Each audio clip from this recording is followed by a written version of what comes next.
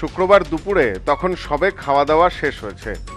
পড়ন্ত রোদে পিঠ মেলে বসে আলোচনা করছেন পাড়ার লোকজন। আচমকায় পরপর পুলিশের গাড়ি ঘিরে ফেলল গোটা এলাকা। এলাকার একটি বাড়িতে ঢুকে পড়ল বিশাল পুলিশ বাহিনী। স্বাভাবিকভাবেই কৌতূহল বাড়তে শুরু করে স্থানীয়দের মধ্যে। এক এক করে লোক জমতে শুরু করে। ঘটনায় রীতিমতো চাঞ্চল্য ছড়িয়ে পড়ে বনগাঁ থানার অন্তর্গত খয়রামারি এলাকায়। জানা গেছে, এলাকার বাসিন্দা দেবাশিস বিশ্বাসের বাড়িতে অভিযান চালায় বনগাঁ থানার পুলিশ। গোটা অভিযানের নেতৃত্ব দেন বনগাঁ থানার আইসি শিবু ঘোষ। বেশ কিছু সময় পর এক এক করে 16 জন যুবককে থানার গাড়িতে তোলা হয় পুলিশের পক্ষ থেকে।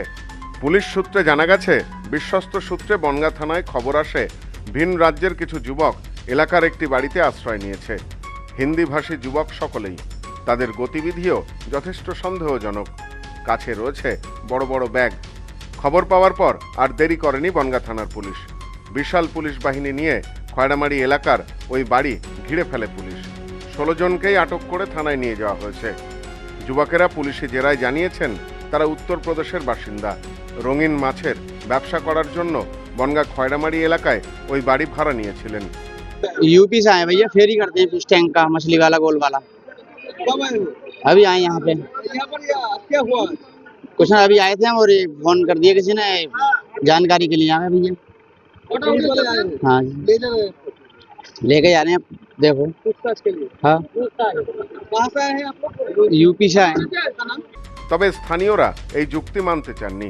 স্থানীয়দের অনেকেরই অভিযোগ, বিভিন্ন জায়গায় নানা সময় বিভিন্ন ধরনের খবর শোনা যায়। বহিরাগতদের ভাড়া দিতে হলে স্থানীয় থানাতেও জানানোর প্রয়োজন। স্থানীয় সূত্রে জানা গেছে, এদিন ওই যুবকদের এক এক করে ওই বাড়িতে ঢুকতে দেখেন তারা।